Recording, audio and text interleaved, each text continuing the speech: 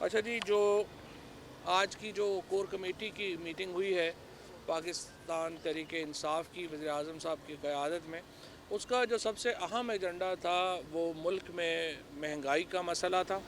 उसके ऊपर बड़ा तफसील से उसके ऊपर गौर किया गया है और जो इक़दामात हुकूमत ले रही है उसके ऊपर पार्टी को एतमाद में लिया गया है। जो इस वक्त बड़े प्रोग्राम हैं हमारे, इंसाफ, सेहत का जो प्रोग्राम है, एहसास का जो प्रोग्राम है और उसके साथ फिर कामयाब पाकिस्तान के जो प्रोग्राम है उसमें उसका ब्रीफिंग भी दी गई है और उनमें बहुत बड़ी पैमाने के ऊपर इजाफ़ा जो है वो किया जाएगा ताकि जो आम आदमी है उसको जो इस वक्त महंगाई से जो इसकी जो बुनियादी वजूहात है वो, जैसे आप सभी को मालूम है कि वो बैनुल-अक़वामी इन्फ्लेशन है इस वक्त, बैनुल-अक़वामी इस वक्त हालात ऐसे हैं जिसकी वजह से कोरोना के बाद महंगाई एक की लहर पूरी दुनिया में आई हुई है।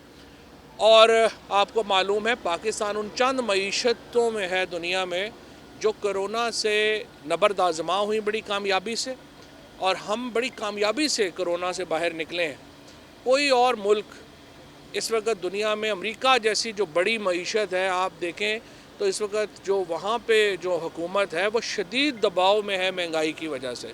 बरतानिया की हुकूमत शदीद दबाव में है महंगाई की वजह से। इसी तरह से यूरोपीय यूनियन की हुकूमतें, हिंदुस्तान की हुकूमत, इसके साथ बांग्लादेश, हर जगह महंगाई ने अपने पंजे गाड़े हुए हैं। और उसकी वजह यह है कि जो कोरोना की वजह से एक जो दुनिया को एक झटका लगा है, अभी उससे बाहर आ रहे हैं और उसमें वक्त लगेगा।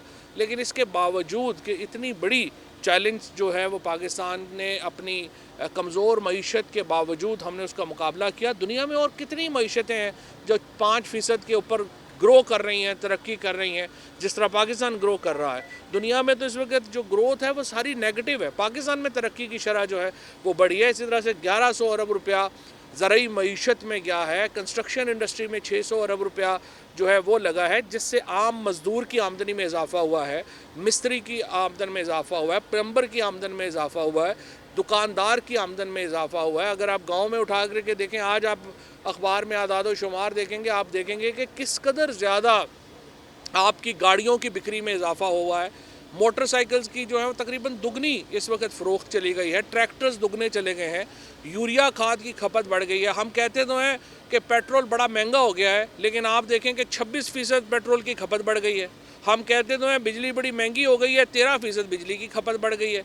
तो इसका मतलब ये है कि जहाँ एक जो सैलरीड क्लास है, तनख्वाहदार तबका है शहरों में, उसकी आमदनी का उसको स्क्वीज़ हुआ है, वो उसको महंगाई की शिद्दत महसूस हो रही है। वहीं पर बहुत सारे दूसरे हमारे तबकात हैं जिनकी आमदनी में खातर ख्वाह इजाफ़ा हुआ है। और ये तमाम जो फिगर्स हैं वो हमें यही बता रही हैं। और अब हमने यही किया है कि वो तबकात जो महंगाई से ज़्यादा, जिनको एक कहिए कि उसके शिकंजे में फंसे हैं, उसको जो है वो हम उनका सामना करें और उनको हम वो सहूलियात जो हुकूमत इस वक्त दे सकती है वो हम उनको वहम पहुँचाएँ, जिससे उनकी जो महंगाई की शिद्दत है उसका वो अच्छे तरीके से मुकाबला कर सकें। तो बुनियादी तौर के ऊपर जो तहरीक इंसाफ की कोर कमेटी थी, उसका आज का इजलास जो था वो मईशत और महंगाई के ऊपर फोकस था। जो इसके साथ जो लोकल गवर्नमेंट इलेक्शंस हैं, ख़ुसूसन खैबर पख्तूनख्वा में, उनके ऊपर बहस रही। और ये जो अभी फ़ैसला आया है हाई कोर्ट का, जिसके नतीजे में एक वहाँ पर सूरत हाल पैदा हुई है कि अब वो कह रहे हैं कि जमाती इलेक्शन कराएं। कानून कहता है कि जो यूनियन कौंसिल की सतह के इलेक्शन हैं वो गैर जमाती होने हैं। उसके ऊपर खैबर पख्तूनख्वा की हुकूमत ने अदालत को पटिशन की है और हम अपील करते हैं सुप्रीम कोर्ट से कि वो फ़ैसला जल्द करें ताकि इसके ऊपर हम आगे बढ़ सकें। तीसरी इम्पॉर्टेंट बात जो आज की कोर कमेटी ने वज़ीर-ए-आज़म साहब का जो इक़दाम था सुप्रीम कोर्ट में पेश होने का, एक बहुत ही मुख्तसर नोटिस के ऊपर उसकी पजीराई की है और उसका खैर मकदम किया है। इससे पहले आपको याद है जब नवाज़ शरीफ साहब को सुप्रीम कोर्ट ने तलब किया था तो वो पूरा जत्था लेके सुप्रीम कोर्ट के ऊपर चले गए थे और सुप्रीम कोर्ट के ऊपर हमला कर दिया था। लेकिन ये सिर्फ इमरान खान है कि जो सिर्फ आधे घंटे के नोटिस के ऊपर सुप्रीम कोर्ट में पहुंचे और सुप्रीम कोर्ट की जो भी तवक्कुआत थी उनके मुताबिक जो है उन्होंने जवाब दिया। और इससे ये एहसास होता है कि कितना तहरीक इंसाफ जो है वो एक अदालतों को अहमियत देती है और हम जो आइन का एहतराम करने को लाजम समझते हैं। कोर कमेटी के इजलास में जो अफ़गानिस्तान की मौजूदा सूरत हाल है उसके बारे में जो इकोनॉमिस्ट की हालिया रिपोर्ट आई है जिसमें बताया गया है कि 2 करोड़ 40 लाख लोग वहाँ पर इंतहाई अफलास का शिकार हो गए हैं और वहाँ पे भूख की वजह से 8 बच्चे जो हैं वो तो सिर्फ भूख की वजह से जान से हाथ धो बैठे हैं। और हमें वहाँ से वीडियोज़ आ रही हैं जहाँ पे हम देख रहे हैं कि बच्चे फ़रोख्त हो रहे हैं। इसके ऊपर बड़ी तशवीश है और हम चाहते हैं कि पूरी दुनिया और ख़ुसूसन मुस्लिम दुनिया जो है अफ़गानिस्तान की सूरत हाल के लिए उठे और वो इसके ऊपर जो है वो बात करें। हमारी ये ख्वाहिश है कि 2023 का जो इलेक्शन है उसमें जो इंतखाबी इस्लाहात तहरीक इंसाफ की हुकूमत ने तजवीज़ की हैं वो पार्लियामेंट में जल्द मंजूरी के लिए आएँ। इस मकसद के लिए जैसा कि आपको मालूम है कि स्पीकर साहब जो हैं वो पहले ही अपोजिशन से राब्ते में हैं। हम कोशिश कर रहे हैं कि इसके ऊपर इत्तफाक़ी राय पैदा किया जाए और ये हमारे कोई इमरान खान या PTI का कोई ज़ाती इशू नहीं है। हर दफ़ा हम ये समझते हैं कि हम कह रहे होते हैं जो भी इलेक्शन हार जाता है वो कहता है धांधली हुई है। हम एक ऐसा निज़ाम तजवीज़ कर रहे हैं जिससे धांधली की शिकायत नहीं होंगी।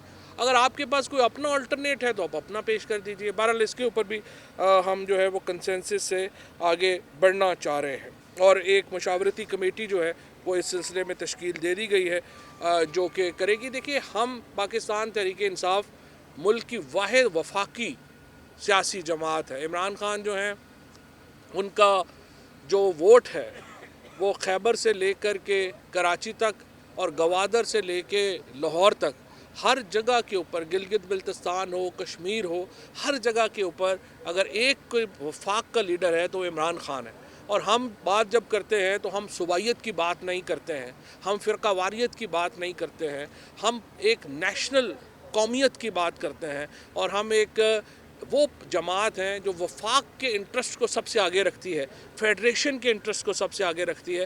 बाकी सारी जमातें तो कोई 1 डिवीज़न की पार्टी है, कोई 3 डिवीज़न की पार्टी है और वो अपनी छोटी छोटी ईगोज़ को साथ लेके छोटी छोटी अना को पालने के लिए सारी उनकी गुफ्तगू होती है। इमरान खान और PTI वो इस वक्त पाकिस्तान की वो सियासी क़ुव्वत है जो सिर्फ फेडरेशन और पाकिस्तान की बका के लिए आगे बढ़ेगी और इंशाल्लाह ये जो इंतखाबी इस्लाहात का मामला है इसको भी हम इंशाल्लाह आगे लेकर चले। सर ये जो मशावरती अमल है, ये जो मशावरती अमल है फवाद साहब, ये किसके प्राइम मिनिस्टर साहब करेंगे लीड इसको? ये आपने बताया कमेटी बना दी है, मशावरत प्राइम मिनिस्टर साहब करेंगे अपोजिशन के साथ या कोई और करेगा? और कमेटी में कौन कौन लोग हैं? नहीं, वो तो जिस तरह से मैंने आपको बताया कि कमेटी में जो जिम्मेदारी है फ़िलहाल वो स्पीकर साहब के पास है।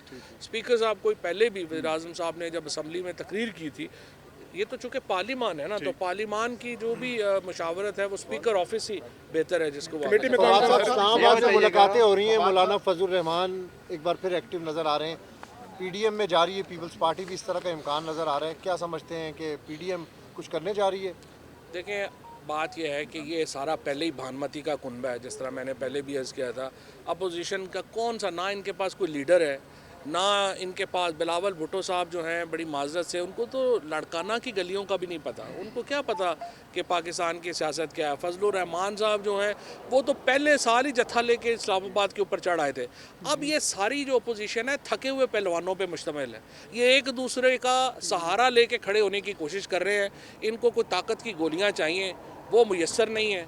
इसलिए आप देखते हैं खड़े होते हैं, गिर जाते हैं, फिर कोई खड़ा होता है, फिर कोई गिर जाता है। लिहाजा ये एक दूसरे के कंधे के ऊपर हाथ रख के चलने की कोशिश कर रहे हैं। लेकिन आप देखेंगे कि इस तरह से जब पाँव अपने ना हों, जब टांगें अपनी ना हों, जब ताकत अपनी ना हो, तो कौन कहाँ तक चल सकता है।